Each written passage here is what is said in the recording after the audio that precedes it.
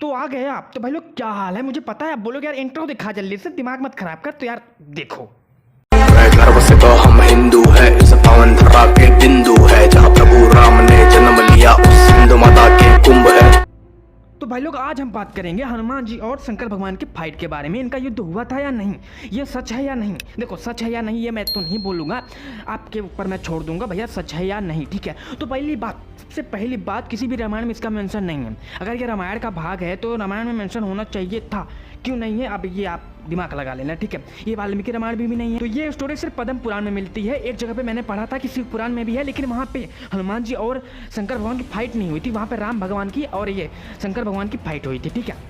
तो ये बात उस समय की है जब भगवान राम अश्वमेध यज्ञ करते हैं। उनका जो घोड़ा होता है वो वीरमणि के नगर यानी देवपुर में जाके पहुंचता है। तो वीरमणि जो था वो भगवान शंकर का बहुत ही बड़ा भक्त था, ठीक है। इसलिए उन्होंने वरदान दे रखा था कि मैं तुम्हारे नगर की रक्षा करूंगा यानी देवपुर का। लेकिन भाई साहब जब ये घोड़ा पहुंचता है देवपुर में, भाई साहब वीरमणि के बेटे ने भाई साहब वो घोड़ा बांध लिया और भाई साहब फिर फाइट स्टार्ट शत्रुघ्न से। और भाई साहब इतनी भयंकर फाइट होती है कि हनुमान जी ने सारी सेना की बैंड बजा रखी थी अकेले ही, ठीक है। लेकिन शत्रुघ्न भी लड़ रहे थे और हाँ क्या नाम है, जो भरत का पुत्र होता है पुष्कल, ठीक है। और भाई साहब फिर पुष्कल ने भाई साहब वीरमणि को भैया अंचर पंचर कर दिया मार मार के। भाई साहब उनकी सेना भागने लगी, भगदड़ मच गई। लेकिन जब ये देखते हैं शिव भगवान तो भैया वो आते चलो अपने भक्तों को बचाते। और जब आते हैं शिव जी उसके बाद वो वीरभद्र को भेजते हैं पुष्कल से फाइट करने के लिए और नंदी को भेजते हैं हनुमान जी से फाइट करने के लिए।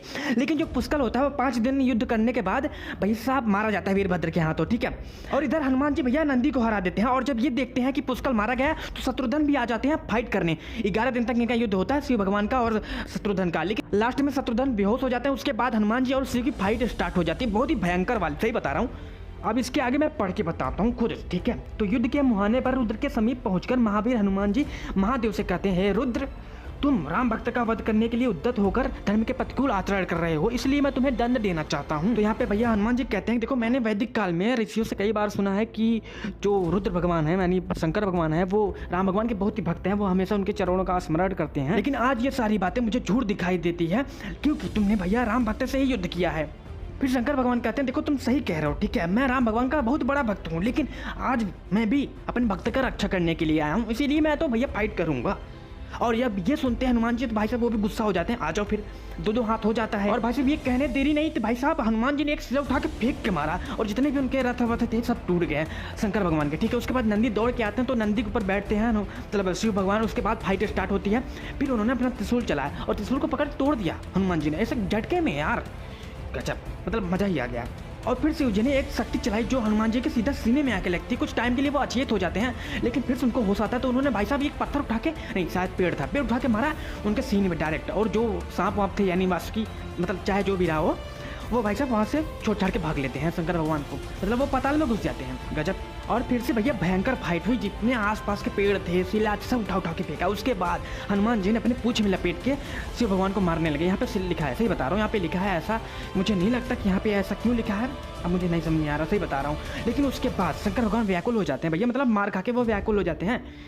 ये कुछ बात हजम नहीं हुई मुझे, सच बता रहा हूँ, मतलब क्यों। और जब नंदी ने देखा कि भाई साहब हनुमान जी ने भैया पूंछ में बांध के भैया शिव भगवान को मार रहे हैं तो भाई साहब वो भैया थोड़े व्याकुल वो भी हो जाते हैं कि ऐसा कैसा संभव है, ठीक है। लेकिन उसके बाद शिव भगवान कहते हैं मैं तुमसे खुश हुआ, मुझसे वर मांगो, ठीक है। फिर हनुमान जी कहते हैं, देखो राम भगवान की कृपा से मेरे पास सब कुछ पहले से ही है, लेकिन मुझे कुछ चाहिए नहीं, लेकिन हाँ अगर तुम चाहो तो इनको भैया रक्षा करो, मैं जा रहा हूँ सजीवनी बूटी लाने, या तो हो सके इनको जिंदा कर। भाई साहब इधर शिव भगवान भाई साहब वो पुष्कल की और शत्रुघ्न की इन सबकी रक्षा कर रहे होते हैं ताकि उनका जो शरीर है वो खंड खंड ना हो जाए, ठीक है। और उधर भाई साहब हनुमान जी पहुंचते हैं पर्वत लाने, लेकिन भैया साहब वहाँ पे जब पर्वत लेने जाते हैं वो तो वो पर्वत कांपने लगता है और जितने वो देवता होते हैं वो सब आ जाते हैं, क्यों ले जा रहे हो, ये कर रहे हो, वो कर रहे हो। उसके बाद भगवान कहते हैं, मतलब हनुमान जी कहते हैं, देखो ऐसी ऐसी बात है और भाई साहब मैं ये ले जाना चाहता हूँ, ठीक है। अगर तुम्हारे अंदर किसी के अंदर बहुत ज्यादा बल आ गया हो, अगर घमंड में आ गए हो तो आ जाओ, एक क्षण में सबके पास, मतलब सबको एक क्षण में सबको यमराज के पास भेजूंगा, आ जाओ। सबकी फट जाती है सारे देवताओं की, कहते नहीं भैया आप ले जाओ, ठीक है। तो उसके बाद वो पर्वत लेके आते हैं हनुमान जी। और भाई साहब जब हनुमान जी ने औषधि पिलाकर फिर से इन सबको जिला दिया, मतलब फिर से ये लोग फाइट करना स्टार्ट कर दिए। फिर से भैया शत्रुघ्न की फाइट होने लगी शिव भगवान से और भाई साहब फिर व्याकुल होने लगे शत्रुघ्न। तो उसके बाद हनुमान जी कहते हैं राम भगवान को याद करो, मतलब उन्होंने पहले ही समझाया था तो भैया राम भगवान को मतलब याद करते हैं, तुरंत राम भगवान प्रकट हो जाते हैं। उसके बाद ये देखते ही जो हनुमान जी होते हैं उनके पैरों में गिर पड़ते हैं, उसके बाद शंकर भगवान भी उनके पैरों में गिर पड़ते हैं।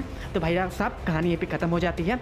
तो कहते हैं देखो आप परब्रह्म हैं, मतलब शिव भगवान की बहुत ही बड़ाई करती हैं, परब्रह्म यानी निराकार ईश्वर जिसको कहा जाता है, जो वेदों में सबसे ईश्वर कहा गया है ना जिनको, उन्हीं को कहा जाता है परब्रह्म, और परब्रह्म ही राम और भगवान कृष्ण हैं। देखो मेरा ऐसा मानना है, जो वेदों में सबसे ऊपर बताया गया है जिसको कहा जाता है निराकार ईश्वर परब्रह्म, यही है, इन्हीं से सबके त्रिदेवों की उत्पत्ति हुई है। वही अवतरित होते हैं भगवान राम के रूप में और कृष्ण भगवान के रूप में, कल्कि के रूप में। यही 3 तो शायद इंपॉर्टेंट वाले उनके अवतार है ना। तो मेरा ऐसा मानना है, ठीक है। मैं विष्णु भगवान को शायद मतलब जाने दो, मैं यहाँ पे कंट्रोवर्सी नहीं करना चाहता, आई एम सॉरी, बट जो परब्रह्म है वही कृष्ण है, वही राम है, ठीक है। उनसे बड़ा कोई है नहीं, ठीक है, इसीलिए उनके सब भक्त हैं, मैं भी भक्त हूँ भैया, ठीक है। तो इसके बाद यहाँ पे कहानी ख़त्म हो जाती है। आई थिंक मुझे जहाँ तक लगता है कि ये पुराण सही है या नहीं है, ये आपके ऊपर है, ठीक है। आपको ये कहानी माननी है नहीं माननी है। अगर ये कहानी ट्रू होती तो रामायण में क्यों नहीं है, अब मुझे ये नहीं समझ में आया। चलो छोड़ो, जाने दो। लेकिन भगवत गीता के अकॉर्डिंग जो परब्रह्म है वो श्री कृष्ण है, और जो ईश्वर होते हैं, निराकार ईश्वर जो सबसे ऊपर होते हैं, जिन्होंने सारी सृष्टि को बनाया है, ठीक है, त्रिदेवों को भी, वो कृष्ण भगवान है। समझ में आया? वही कृष्ण भगवान के रूप में अवतरित हुए थे। तो भैया आज की वीडियो यहीं पे खत्म करते हैं, और बोलो राम भक्त हनुमान की जय।